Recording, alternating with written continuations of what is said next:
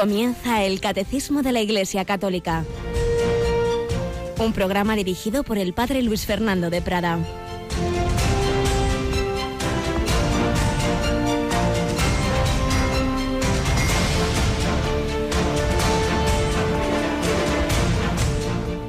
Alabados sean Jesús, María y José. Muy buenos días, muy querida familia de Radio María. Una mañana más estamos aquí todos a los pies de Jesucristo resucitado para que nos enseñe, para que ilumine nuestros corazones y nuestras mentes, para que nos aumente la fe, la esperanza, la caridad, las tres grandes virtudes del cristiano, las claves de esa vida cristiana, de esa vida espiritual, en quien creemos en Jesucristo, muerto y resucitado por cada uno, en quien esperamos, en Él, que nos quiere dar la vida eterna, a quien amamos, a aquel que nos ha amado primero, que nos ha amado hasta el extremo, que ha muerto y ha resucitado, a Él y a Él presente en los hermanos. Lo que hagáis a uno de estos, a mí me lo hacéis, porque tuve hambre y me disteis de comer, tuve sed y me disteis de beber. Y hoy nos enseña Jesús en el Evangelio: pedid y se os dará, buscad y encontraréis, llamad y se os abrirá, porque todo el que pide recibe,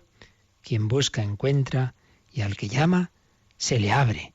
Si a alguno de vosotros le pide su hijo pan, le dará una piedra, y si le pide pescado, le dará una serpiente. Pues si vosotros, aun siendo malos, sabéis dar cosas buenas a vuestros hijos, ¿cuánto más vuestro Padre que está en los cielos dará cosas buenas a los que le piden? Cosas buenas. Pues yo le pedí al Señor esto, el otro, no me lo ha concedido. Bueno, cosas buenas. Si vamos al paralelo de este texto en San Lucas, el que se proclama hoy es de San Mateo 7, pero si vamos al paralelo en Lucas, Jesús ahí dice, dará, cuanto más vuestro Padre del cielo, dará el Espíritu Santo. Esa es la cosa buena por excelencia, no una cosa, una persona divina que se nos comunica. Ese es el fruto seguro de toda oración, la unión con Dios, que Dios se nos da. Y luego, como caminos que nos acercan a Dios, puede darnos esto o esto otro, esto ya particular que pido, bien o no, porque lo importante es recibir el Espíritu Santo, lo importante es recibir el amor de Dios. Pues en ese camino cuaresmal estamos, tenemos con nosotros hoy a Cristina Rubio. Buenos días, Cristina. Muy buenos días, padre. Ya llevamos 8 días de la cuaresma, que hay que espabilarse, ¿eh? Sí, la verdad es que el tiempo pasa volando y esta cuaresma hay que aprovecharla, como si fuera la última. Así es, y lo será para personas, claro, nunca sabemos cuándo será nuestra última cuaresma. Pues tenemos hoy ya la cuarta charla cuaresmal, porque en esta primera semana de cuaresma, ya también en Radio María no hemos querido esperar a la última, en que tendremos una abundancia de ejercicios espirituales, pero ya en esta unas buenas charlas cuaresmales. Hoy la cuarta. ¿A qué hora quieres recordar a nuestros oyentes? Pues a las 10:30 de la mañana, en vez del Dios de cada día, esta semana les estamos ofreciendo esas charlas cuaresmales del padre Antonio María Domènech. Están gustando mucho, y luego los que queráis profundizar en ellas, que eso siempre es conveniente en estas cosas, no son para oír una vez, pues esperad a que acaben y ya la semana próxima, si queréis, pedís el CD MP3 con las 6 charlas de lunes a sábado que el Padre nos está impartiendo. Y el sábado, después de esa charla cuaresmal, conectaremos con la Catedral de Osma, Soria, Burgo de Osma, porque allí es consagrado el nuevo obispo de esa diócesis, y ahí irá Radio María. Así que viviremos un evento de estos importantes en la vida de la Iglesia, la consagración episcopal de un sucesor de los apóstoles, de los que hoy vamos a hablar. Jesús resucitado se aparece a Pedro y se aparece a los apóstoles, eso sí, después de a las mujeres. Esas mujeres que tanto le amaban reciben ese regalo de sus primeras apariciones, pero claro, a los apóstoles en los que edifica la Iglesia, pues, y sobre todo a Pedro, pues el Señor va a tener también unas apariciones muy importantes. De ello hablamos enseguida, pero primero vamos a recordar rasgos de la vida cristiana. Todos estamos llamados a vivir, decíamos, en la fe, la esperanza, la caridad. Hoy en esta primera sección testimonial escuchamos rasgos de amor, rasgos de caridad de cristianos movidos por Jesucristo.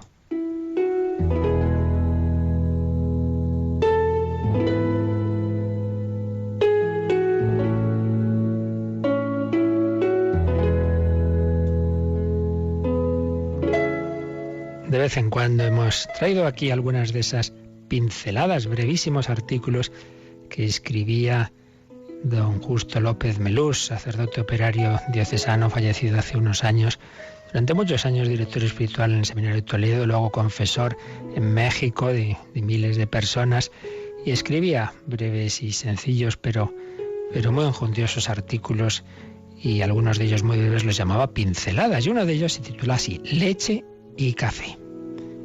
Era invierno. Mi mujer, mis padres y yo quedamos atrapados por una gran nevada en la casa de campo. Teníamos comida, pero ni un grano de café.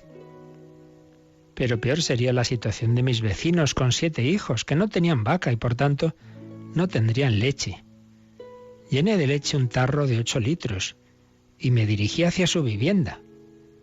A mitad de camino me encontré con el vecino que venía a nuestra casa con un paquete de café. Mientras intercambiábamos los obsequios, el buen hombre me dijo: yo sabía que los abuelos tienen pasión por el café y pensé que quizá la nevada los habría sorprendido faltos de él. Y concluía don Justo: como se ve, nadie pensó en sí mismo. Hermosa escena, digna de la leyenda áurea. Pues sí, Jesús nos dice: haced a los demás lo que queréis que hagan con vosotros. Ay, cuánto desearía yo ahora tener esto, que alguien me lo trajera. Pues cada uno, en vez de pensar en sí mismo, pensó en el vecino. Cada uno llevó al vecino lo que éste podría necesitar. Piensa, ¿quién tienes a tu alrededor que puede necesitar? ¿Qué gesto de amor le puedes dar hoy?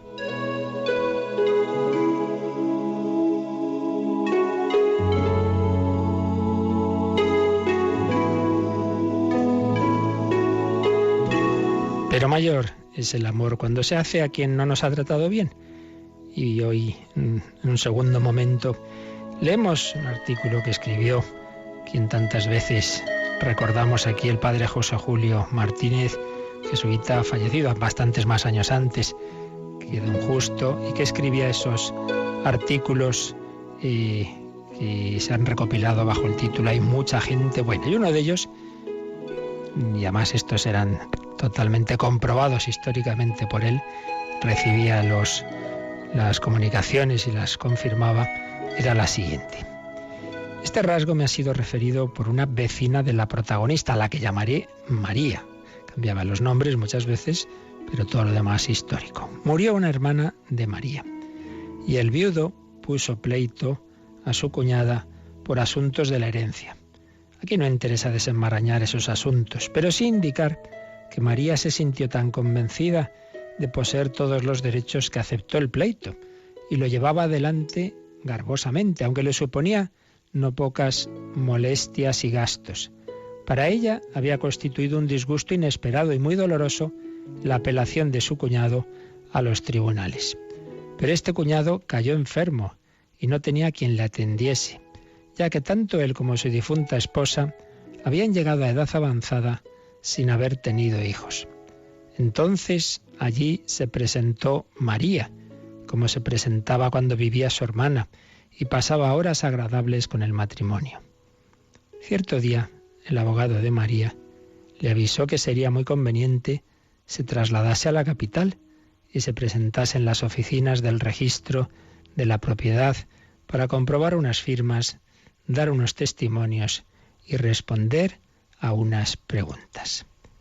De estas diligencias podría depender que fuese más rápida la solución del pleito y más favorable para ella contra las pretensiones del cuñado. Sin embargo, el cuñado continuaba enfermo y era conveniente seguir atendiéndole. María no buscó un suplente para aquella buena hora, podría haberlo hecho. Se despreocupó del registro de la propiedad, de la firma, del pleito, de todo, y pasó las horas de aquel día con la sonrisa de siempre, atendiendo al enfermo, e hizo lo mismo en los días siguientes, sin aludir para nada al pleito en el que él mismo la había embarcado.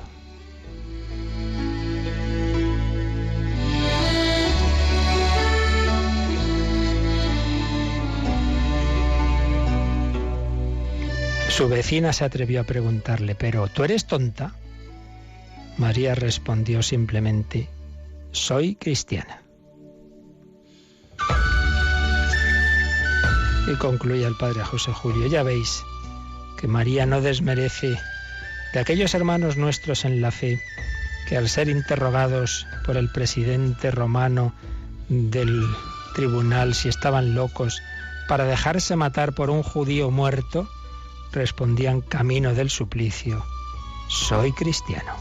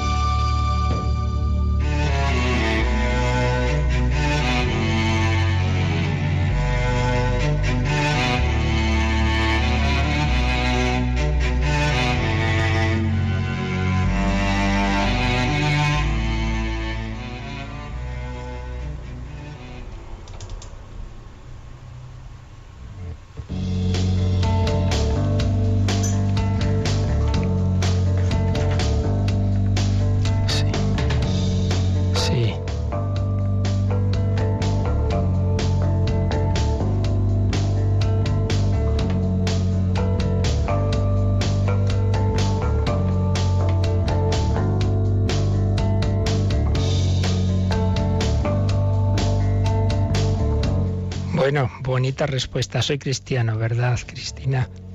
Sí, la verdad es que estas historias siempre nos dejan ahí un poco tocadillos. Bueno, pues lo importante es eso, que del corazón pase a nuestras obras. Por cierto, ayer poníamos ese Via Crucis precioso de Paul Claudel y Premán, y sé que muchas personas también las dejó muy tocadas. Y bueno, pues el que quiera volverlo a escuchar nos lo puede solicitar, como todo. Y la verdad es que el meditar a fondo el Santo Via Crucis pues nos ayuda, claro que sí, a seguir a Cristo y amar como Él nos ha amado. Pero Jesús no solo nos ha mostrado su amor en la pasión, sino también en la resurrección.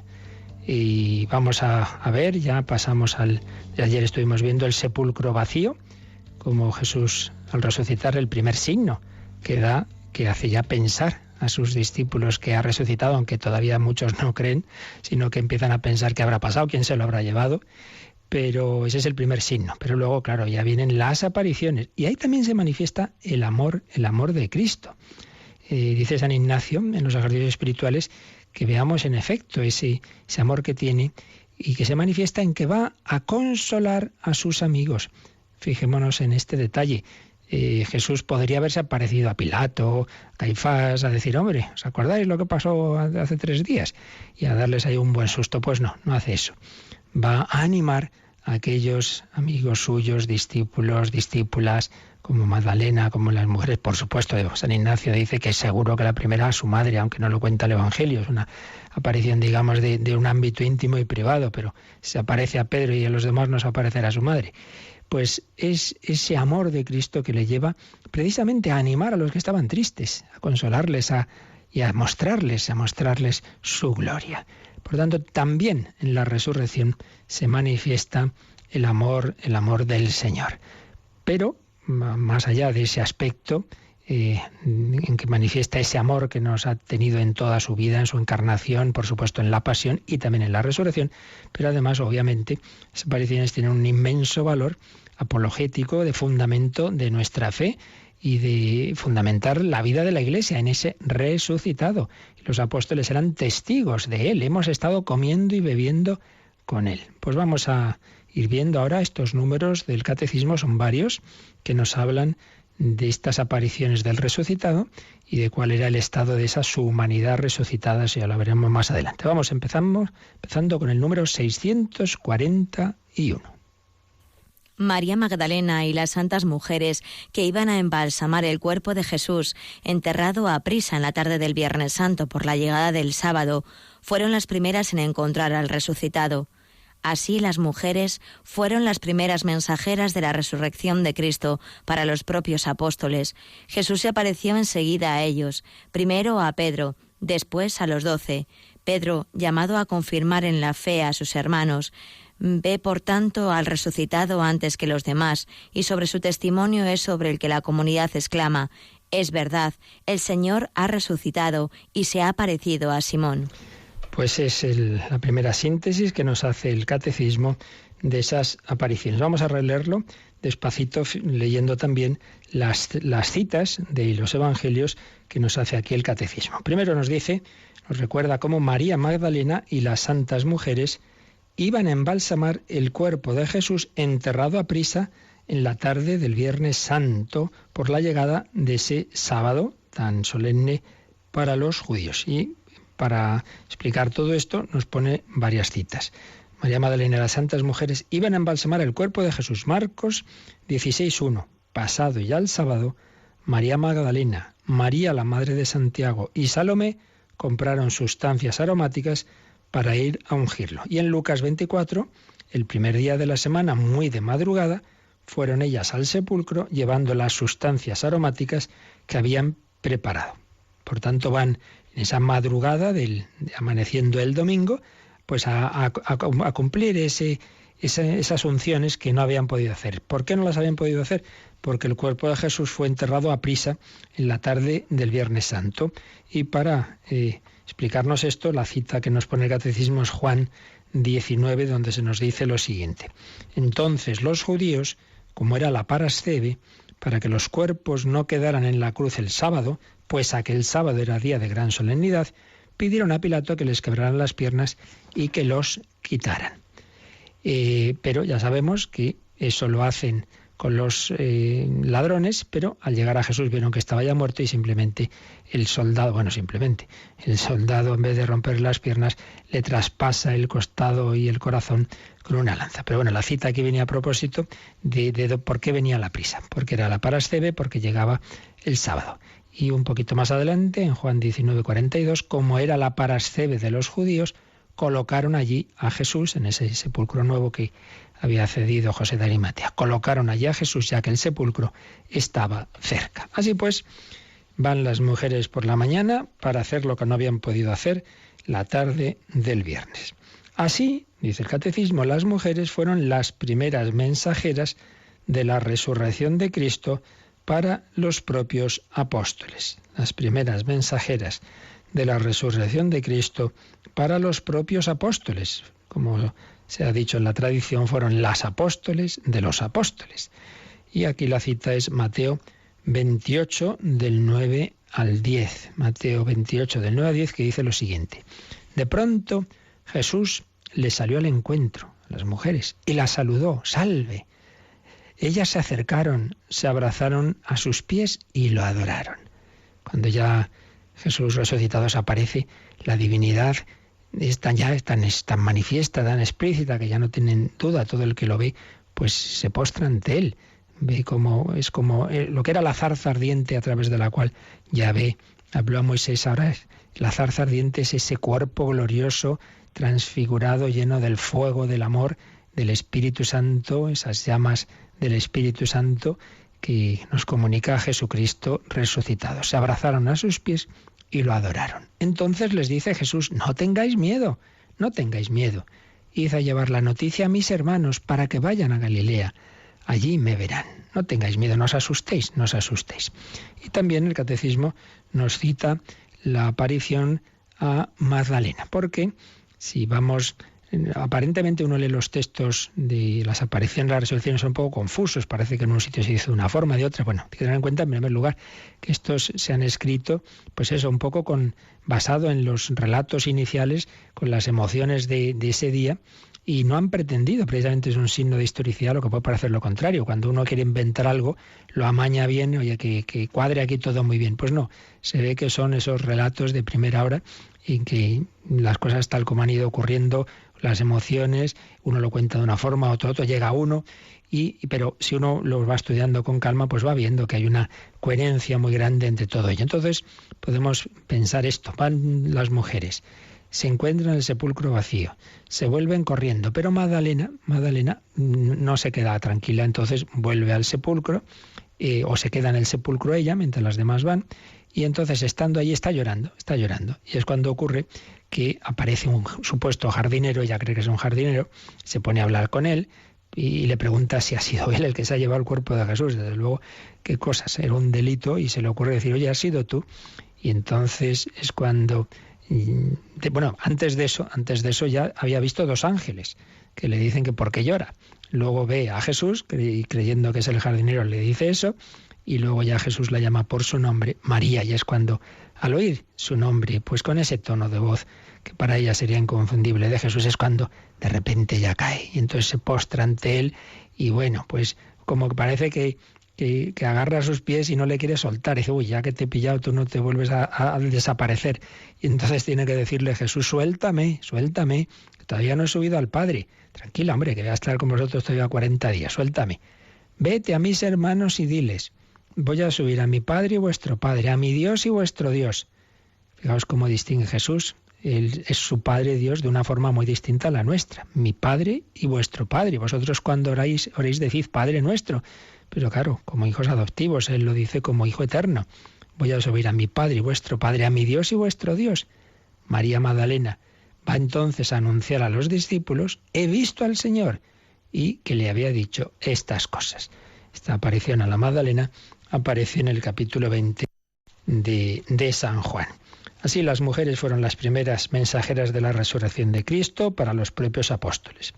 Pero Jesús se apareció enseguida a ellos. Claro, no faltaría más. Primero a las mujeres. Mira, estas estuvieron conmigo en la cruz, pues también ellas van a ser las primeras en verme. Y os van a dar ellas las primeras el mensaje.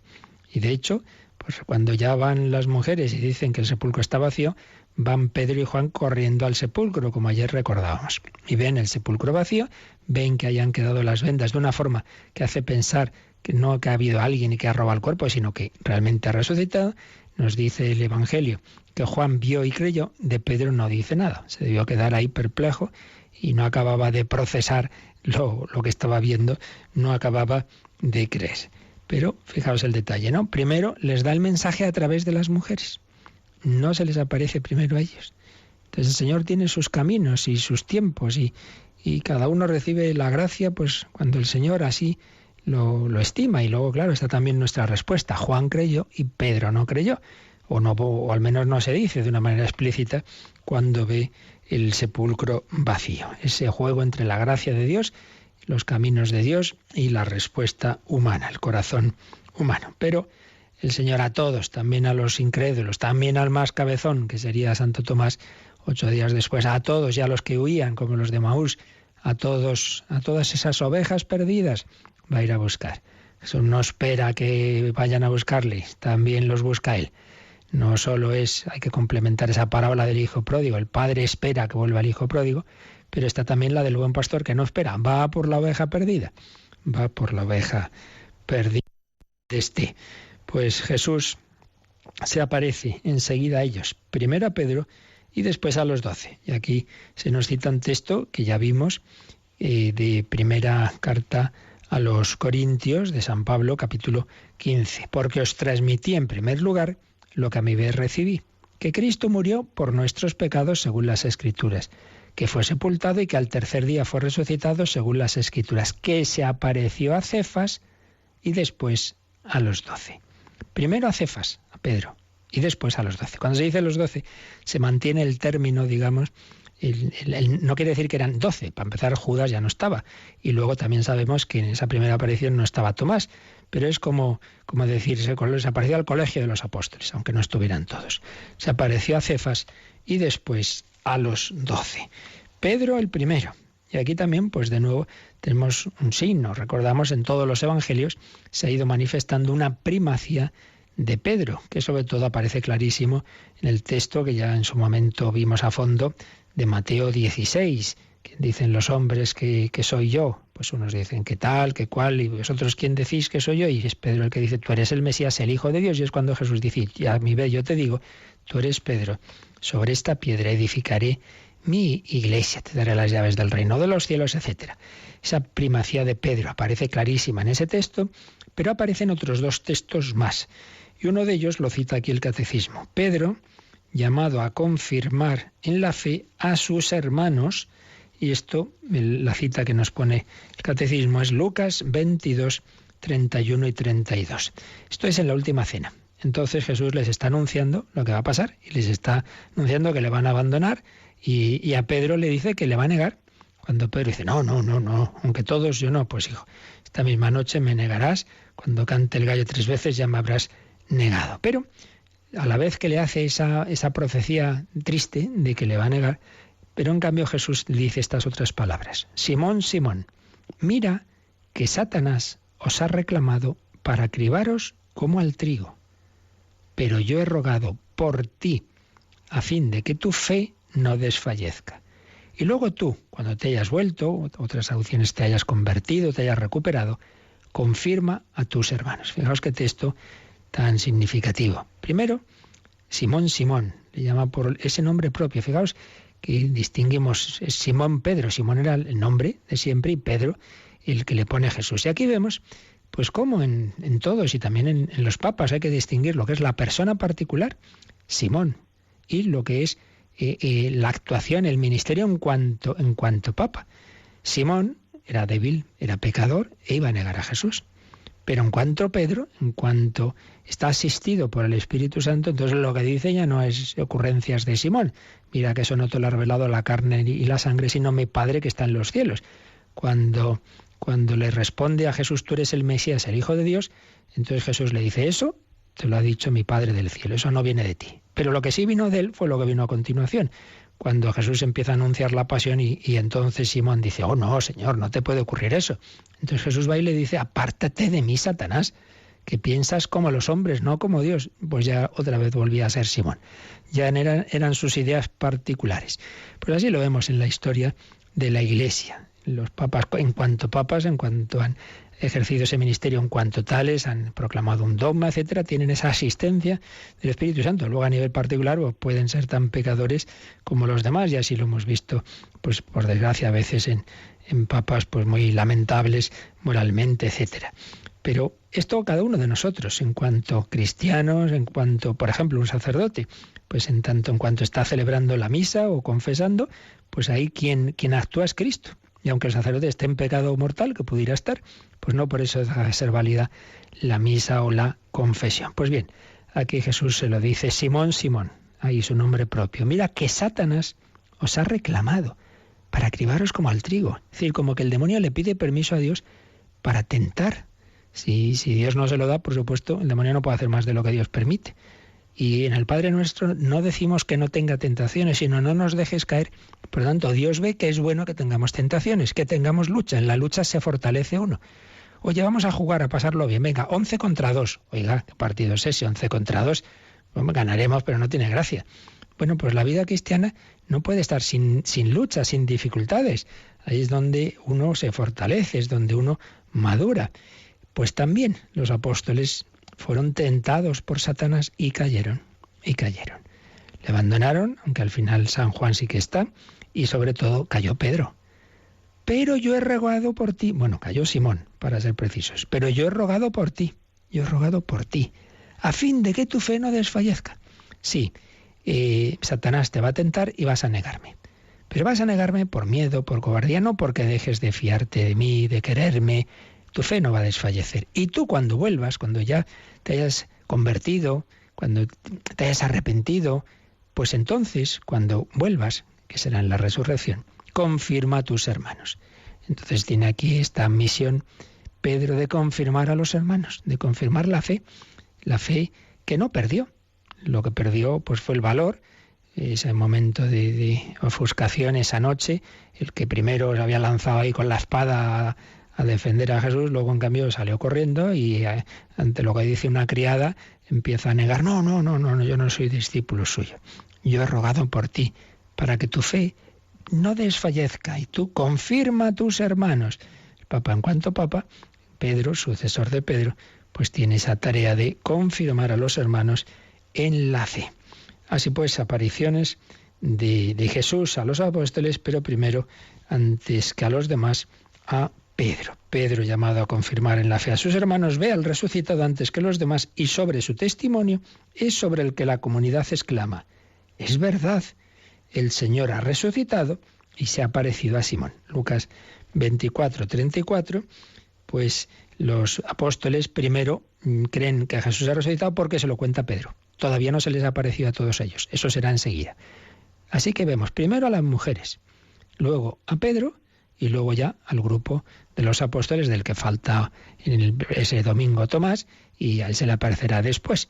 Y luego ya a otros, como cuenta San Pablo, y años después, de otra manera ya distinta, al propio Saulo, cuando no simplemente era una oveja perdida, sino que iba a perseguir a los cristianos. El amor de Cristo, que a todos los hombres se nos quiere comunicar, porque nos ama con un amor extremo, que no solo nos ha manifestado ciertamente de una manera extrema, dramática, en la sangre de la cruz, sino también ahora. Jesucristo te ama ahora resucitado y nos ama desde la Eucaristía, tanto amor para quedarse con nosotros todos los siglos, a pesar de profanaciones, de frialdades, de veces que pasamos del Señor, que vamos a la iglesia como a cualquier otro sitio, que comulgamos fríamente o comulgamos mal.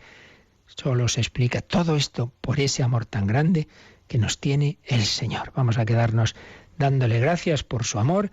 Vamos a pedirle que aumente nuestra fe, nuestro agradecimiento, nuestra respuesta de amor.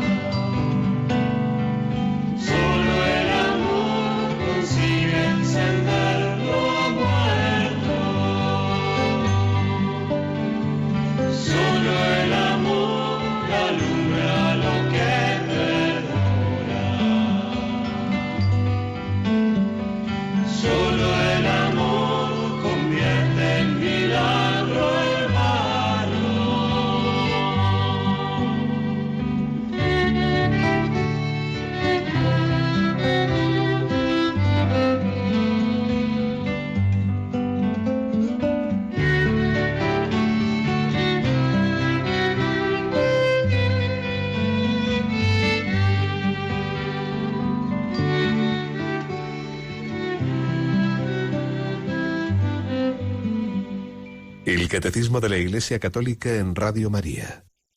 Solo el amor, y solo el amor explica la redención, y el amor debe ser también la clave de nuestra vida cristiana, en respuesta a ese amor extremo del Dios que se ha hecho carne, que ha llevado una vida humana que ha sufrido, muerto y resucitado para darnos a nosotros esa capacidad de amar también.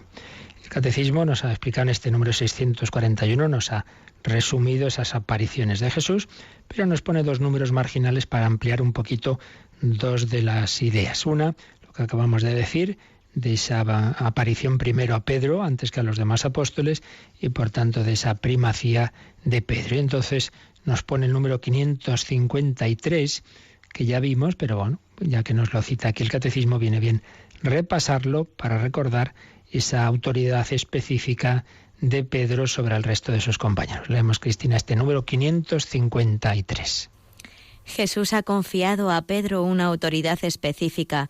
A ti te daré las llaves del reino de los cielos, y lo que ates en la tierra quedará atado en los cielos, y lo que desates en la tierra quedará desatado en los cielos. El poder de las llaves designa la autoridad para gobernar la casa de Dios, que es la Iglesia. Jesús, el buen pastor, confirmó este encargo después de su resurrección. Apacienta mis ovejas. El poder de atar y desatar significa la autoridad para absolver los pecados, pronunciar sentencias doctrinales y tomar decisiones disciplinares en la Iglesia. Jesús confió esta autoridad a la Iglesia por el ministerio de los apóstoles y particularmente por el de Pedro, el único a quien él confió explícitamente las llaves del reino. En este número tan bello, 553, se nos recuerdan los textos principales de esa autoridad de Pedro, pero no aparece aquí el que en cambio acabamos de ver, el de yo he rezado por ti y para que tu fe no desfallezca y luego tú confirma a tus hermanos. Hay que unir ese con el que aquí se nos explica más, el de Mateo 16, te daré las llaves del reino de los cielos, lo que ates en la tierra quedará atado, lo que desates, etcétera. Aquí se nos ha explicado lo que significa ese poder de atar y desatar, autoridad para absolver pecados, pronunciar sentencias doctrinales, tomar decisiones disciplinares. Pero también nos ha recordado otro texto que ya veremos, porque es precisamente una aparición de Jesús resucitado, una de las últimas que se nos relata, que es junto al lago de Tiberíades, ya en Galilea, cuando tras aquella pesca de la mañanita, después de haber estado toda la noche sin pescar nada, los apóstoles, 7 de ellos, y Jesús les dice, echad la red a la derecha, etcétera. Bueno, pues al final tiene ese diálogo con Pedro, donde le dice, Simón, hijo de Juan, ¿me amas más que esto? Sí, Señor, tú sabes que te amo. Pastorea mis ovejas, apacienta mis ovejas, apacienta a mis corderos. Es otro texto en el que vemos esa relación especial de Jesús con Pedro y esa misión particular. Las llaves del reino de los cielos, atar, desatar, confirmar en la fe, pastorear a las ovejas. Este es uno de los números marginales que nos pone el Catecismo, pero también nos pone el 448. ¿Por qué? Porque hemos visto que cuando Jesús resucitado se aparece a la Magdalena, a las mujeres, a los apóstoles, estos se quedan asombrados y claramente ven que es el Señor, que aparece la divinidad de Cristo resplandeciente. Volviendo a los ejercicios de San Ignacio, y los escribe cuando él no sabía teología, pero era por la experiencia tan fuerte que había tenido de Cristo en su conversión, en esos meses, sobre todo en la cueva de Manresa, pues él señala cómo, así como en la pasión, parece que no es Dios, la divinidad se esconde. Nadie diría que sí, flagelado, coronado de espinas, humillado, cargado con la cruz, crucificado, nadie diría que es Dios. La divinidad se esconde. En cambio, dice, en la resurrección aparece los efectos de esa divinidad tan claramente, tan explícitamente, es el Señor. Y entonces, el Catecismo nos recuerda que miremos un número que ya vimos también, el 448, cuando empezábamos viendo la Cristología, las primeras catequesis que hicimos sobre Jesucristo, las tenemos recopiladas en una primera recopilación de catequesis de Cristología, pues ahí uno de los primeros puntos que vimos es cómo se llama a Jesús en la Biblia. Pues uno de los nombres es ese, claro, el nombre propio, Jesús, pero también vimos Hijo único de Dios, Mesías, Hijo del Hombre, y este nombre, Señor, Señor. Entonces, ¿cómo le llaman las mujeres y los apóstoles a Jesús en la resurrección? Normalmente así, Señor, es el Señor. Y particularmente cuando se aparece a Tomás, Señor mío y Dios mío. Es clarísimo, ya no hay duda.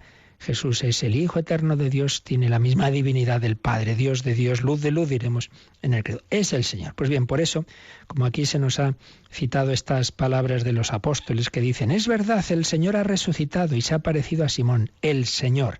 Por eso nos sugiere el Catecismo que releamos este número 448, donde era uno de los que dedica el Catecismo a explicar el título Señor. Pues vamos a hacerle caso, Cristina, y leemos este 448. Con mucha frecuencia en los Evangelios hay personas que se dirigen a Jesús llamándole Señor. Este título expresa el respeto y la confianza de los que se acercan a Jesús y esperan de Él socorro y curación. Bajo la moción del Espíritu Santo, expresa el reconocimiento del misterio divino de Jesús. En el encuentro con Jesús resucitado se convierte en adoración, Señor mío y Dios mío. Entonces toma una connotación de amor y de afecto que quedará como propio de la tradición cristiana. Es el Señor. Pues muy bello este número donde nos va mostrando la gradación que se fue produciendo.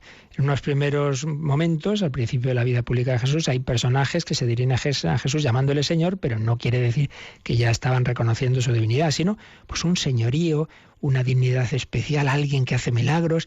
Pues todavía no tenían claro ni los mismos apóstoles. Recordáis que cuando Jesús calma la tormenta en el lago se quedan diciendo, ¿pero quién es este? ¿Pero quién es este? Que hasta el viento y el mar le obedecen. Que ya lo explicamos en su momento. Jesús no empieza el primer día diciendo que soy la segunda persona santísima de Dios. No, parece como un maestro, como un rabí, poco a poco les va mostrando por los hechos, por su forma de ser, por su doctrina y por los milagros, van viendo que este es alguien muy especial, es algo progresivo. En primer momento, pues un título que indica pues una especial dignidad y señoría. Pero dice después que bajo la moción del Espíritu Santo, el título expresa el reconocimiento del misterio divino de Jesús. Y eso ya llega al culmen en la resurrección. En el encuentro con Jesús resucitado, ese reconocimiento se convierte en adoración. Señor mío y Dios mío. Pero una adoración, la adoración cristiana no es la adoración de otras religiones a un Dios lejano que está ahí en lo alto. Entonces yo me postro y reconozco que es mi creador, que está muy bien. En absoluto lo estamos criticando, pero no es simplemente eso. La adoración cristiana incluye esta connotación, dice el Catecismo, de amor y afecto. De amor y afecto. No nos olvidemos que la primera adoración a Jesús fue al niño Jesús. Fue a ese niño por los pastores y los magos. Postrándose lo adoraron. ¿Cómo adoraron a un niño? Pues sin duda, además de postrarse, besándolo. Entonces, esto lo explicaba preciosamente Benedicto XVI en la primera JMJ a la que él asistió como papa, la de Colonia, precisamente, en su tierra alemana, que es que tenía ese lema, hemos venido a adorarle porque, según la tradición, están allí enterrados los magos de Oriente, en Colonia. Entonces explicó la adoración y dijo cómo hay dos palabras que tienen sus matices. La palabra griega, proskinesis, y es ese primer aspecto de postración, de adoración, de reconocer que Dios es Dios, que nosotros somos criaturas. Pero una segunda palabra, la latina, de donde viene adoración, ad horatio, hace alusión a la boca, hace alusión a los besos, hace alusión a esa adoración de cariño, de cercanía, de afecto, como la que hacemos al niño, a una adoración del niño en los días de Navidad. Connotación de amor y afecto. Bueno, y es la expresión pues más habitual para hablar de Jesús. Es el Señor o el Señor Jesús. Es el Señor. Es el Señor el que nos ha amado, el que ha muerto por mí y el que está resucitado. Pues esto es lo que nos sugiere el Catecismo para ampliar este número 641. Para terminar nuestra reflexión de hoy sobre este número, seguiremos, los siguientes siguen hablando también de las apariciones. Recogemos algunas de las ideas que expone el cardenal Schönborn en su estupenda Cristología, Dios ha enviado a su Hijo, y uniéndolo con lo que veíamos ayer del sepulcro vacío. Dice que los dos aspectos, sepulcro vacío y apariciones de Jesús, ambos son testimonios los dos que se complementan mutuamente. Como ayer vimos, simplemente el sepulcro vacío de por sí no nos lleva a la fe en la resurrección. Bueno, podían haberlo robado, o como pensaron los judíos, etcétera, pero era un dato necesario. Si ha resucitado, el sepulcro tiene que estar vacío. Pero eso se complementa con las apariciones. Entonces sí, está vivo, está resucitado, se me ha aparecido. Entonces, claro, por eso está el sepulcro vacío. Las apariciones sin el sepulcro vacío pues sería decir, bueno, pues será un fantasma, o serán apariciones de muertos, como el Evangelio de San Mateo cuenta que hubo bastantes tras la muerte y resurrección de Cristo. Pero cuando están los dos datos unidos, pues son ya lo que da esa certeza de que Jesús ha resucitado, no simplemente volviendo a la vida anterior, sino entrando en otro tipo de vida. No, pues estos son imaginaciones, en realidad pues ellos es que querían que Jesús resucitara, entonces como querían que resucitara se lo imaginaron, nos imaginamos muchas veces lo que queremos que ocurra, entonces así son esas interpretaciones que ya surgieron pronto y sobre todo en la época moderna, de ambientes agnósticos, y lo malo es que a veces hasta incluso de exegetas cristianos, protestantes y católicos, pero a veces hacen ese tipo de interpretaciones. Claro, a poco que uno piense, dice, pero hombre, por Dios, estaban justo los apóstoles como para inventar que Jesús había resucitado. Ellos que salieron todos corriendo, muertos de miedo, ahora se van a inventar que ha resucitado y van a contar eso y van a dar la vida por ello. Mire, pues uno puede tener una alucinación un día o tres, pero dar la vida durante años por una alucinación, no uno ni dos, sino todos, incluyendo los más duros de mollera, como Santo Tomás, pues la verdad es que hace falta mucha fe para creer estas cosas. Y así lo comenta en el Sembo. Nunca dijeron que esperaban alegres una aparición del Señor resucitado, más bien reaccionaron incrédulos ante el anuncio del sepulcro vacío y del mensaje de los ángeles que les trajeron las mujeres. Fijaos que en un primer momento, cuando las mujeres cuentan que han visto al Señor y tal, en Lucas 24:11 dice, ellos tuvieron por un desvarío todas aquellas palabras y no les creyeron. Buah, estas están como un cencerro, diríamos hoy. Lo tuvieron por un desvarío. En la tarde de Pascua Jesús se apareció a los 11 y les echó en cara su incredulidad y dureza por no haber creído a los que le habían visto resucitado. Oiga, puestos a inventar, pues uno no pone en el Evangelio que el Señor les regañó. Les echó en cara su incredulidad y dureza. No estaba lejos de los discípulos la idea de que las apariciones de Jesús podían ser fantasmas. Por eso Jesús dirá que no, miradme que soy yo, mirad mis manos y mis pies.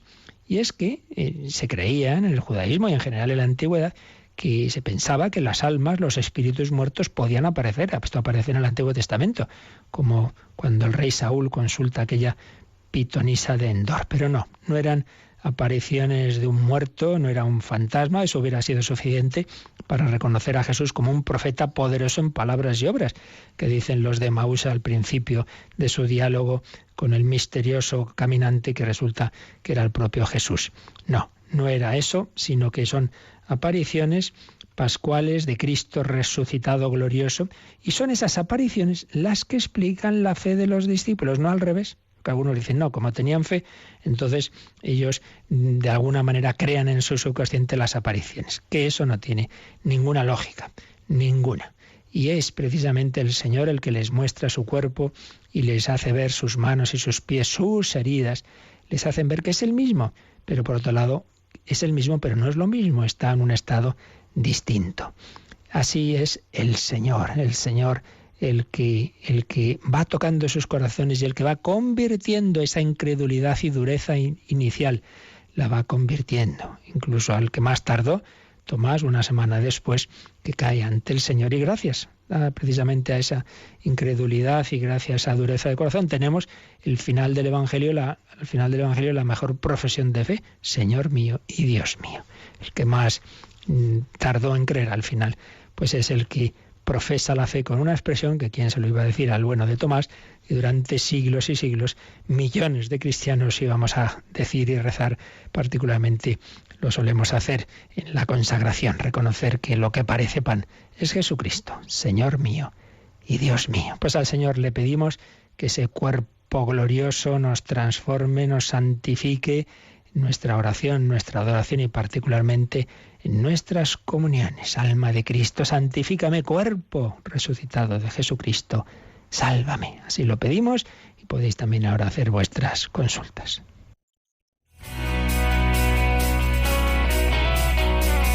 Participa en el programa con tus preguntas y dudas. Llama al 91 153 8550.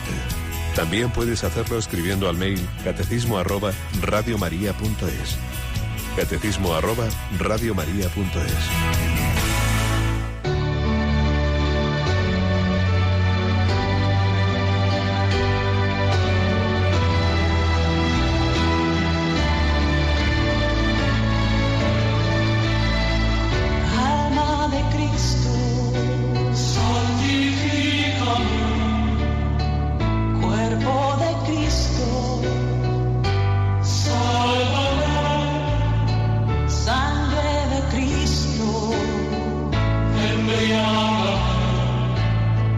Agua del costado de Cristo,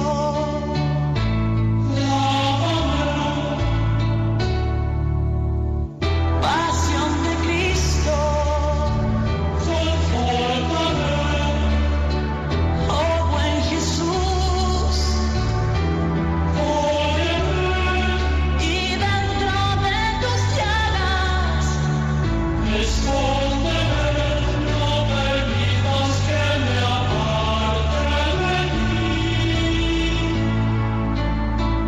del enemigo,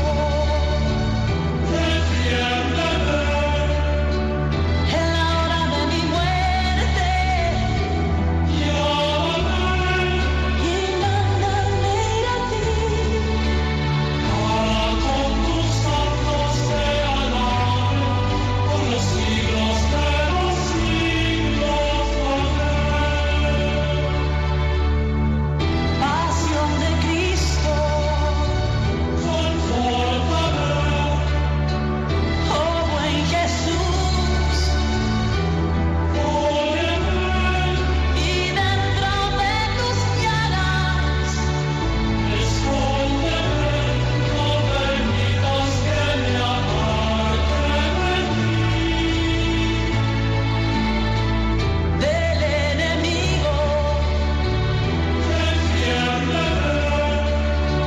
en la hora de mi muerte, y mándame ir a ti, para con tus santos te alabe, por los siglos de los siglos. Amén. Dentro de tus llagas, escóndeme, Cristo resucitado. Tiene esas llagas de su pasión para siempre. En la eternidad nos dirá, mira lo que hice por ti, sufrí por ti. Dentro de tus llagas, escóndeme. Adoramos a un Jesús, Dios y hombre, que sigue siendo hombre para siempre. Y tiene ese cuerpo, glorioso cuerpo de Cristo. Sálvame, sangre de Cristo. Embriágame. Necesitamos todos de Jesucristo. Nos escribe una mujer en el correo. Aparece este asunto: estoy perdida.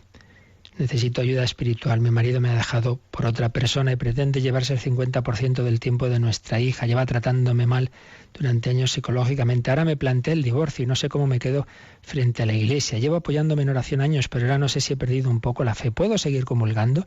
Estoy triste y no encuentro la alegría en la Iglesia como antes. Bueno, pues en primer lugar, como siempre solemos aconsejar, tanto señor Munilla, un servidor, y bueno, este tipo de consultas así personales, conviene ir a acercarse a un sacerdote pues que tengas en la parroquia, alguien con quien puedas hablar, porque claro, aquí a distancia en unos minutos, pero en fin, lo que podemos decirte es en primer lugar que te apoyes más en el Señor, que pedir que te aumente la fe, y por supuesto que puedes comulgar. Tú no has hecho nada, te ha dejado y es Él el que te ha abandonado. Otro tema sería si, claro, esta persona ahora empezará a vivir con otro, eso es otro tema, pero simplemente si te ha abandonado, pues ahí tú no tienes culpa y naturalmente que puedes y debes comulgar y pedir al Señor fortaleza en esta situación. ¿Tenemos alguna llamada, Cristina? Sí, Almudena de Madrid nos dice que lleva muchos años viviendo en mucho sufrimiento y dolor y no entiende por qué tiene que dar gracias a Dios por vivir en este sufrimiento. Bien, siempre, por supuesto, cuando uno está sufriendo todo lo que digamos, pues puede parecer teoría, y decir, sí, muy bonito, muy fácil decir eso, pero hay que vivirlo, lo sé, estas cosas hay que vivirlas desde dentro, y pues que lo único que podemos decir es, por un lado, pues mirar al Señor, y que el propio Señor, el Hijo de Dios, que no tenía por qué sufrir, ha vivido el sufrimiento y lo ha vencido, y con su resurrección pues nos dice que la última palabra es del amor y que estamos llamados a esa vida eterna. Pero luego también ver las experiencias de muchas personas que dicen, mira, yo lo he pasado muy mal y luego me doy cuenta que esto me ha venido bien. Y bueno, un servidor y yo creo que todos podemos contar este tipo de experiencias, y muchas de ellas las recopilamos en un DVD que le aconsejo a Almudena que se oiga, pues de reflexiones y testimonios sobre el sufrimiento, viendo que muchos lo dicen, mira, tranquilo, que sí, que se pasa mal, pero luego da uno gracias a Dios, uno ha aprendido, y por supuesto eso lo veremos en la vida eterna, porque es que a fin de cuentas toda esta vida es lo que nos ayude a acercarnos al Señor. Y entonces luego daremos gracias, y así los santos con la luz de la fe pues lo han visto, han dado gracias sobre todo, curiosa y paradójicamente, por los momentos que han sufrido, porque luego la experiencia da que muchas veces ahí es donde nos unimos a Dios, y en cambio cuando todo nos va muy bien nos solemos olvidar. En fin, yo entiendo que, repito, que esto es, las palabras se pueden quedar vacías cuando uno está pasándolo mal, por eso también le animo a Almudena a no quedarse simplemente en esta llamada, sino a hablarlo personalmente con algún sacerdote que la pueda ayudar. Pues nada, seguiremos mirando a Jesús resucitado en las próximas catequesis, viendo cómo nos va animando en esas apariciones, confortando la fe de sus apóstoles y cómo lo quiere hacer con nosotros, precisamente en los sacramentos, en la comunión, muy particularmente en la confesión. Jesús resucitado quiere hacer lo que hizo con sus discípulos. Acudamos a Él. La bendición de Dios Todopoderoso, Padre, Hijo y Espíritu Santo, descienda sobre vosotros. Alabado sea Jesucristo.